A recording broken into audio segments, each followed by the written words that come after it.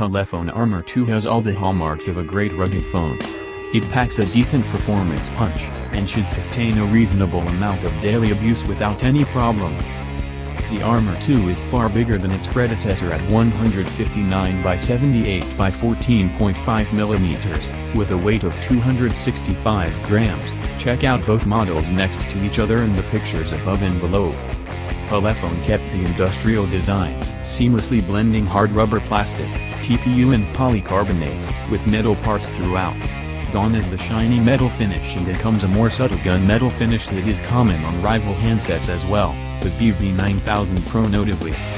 Ulefone has employed a 5-inch Full HD display, protected by Corning Gorilla Glass, for the Armor 2, rather than a 4.7-inch HD screen as seen in the original, which explains why this sequel is a larger size.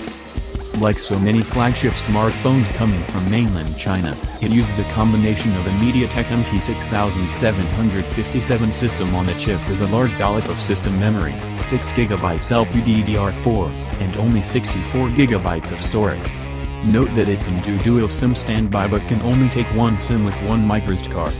That's a shame. It runs a customized version of Android 7.0 with no confirmation from Ulefone that Oreo will come to the device.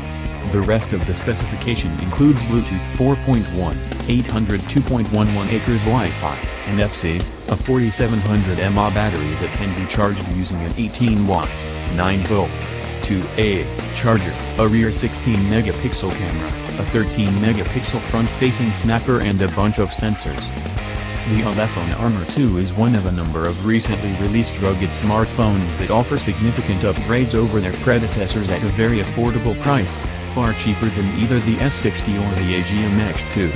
Somehow this handset still offers similar core components, a MediaTek Helio P25 octa-core CPU, 6GB of RAM and 64GB onboard storage.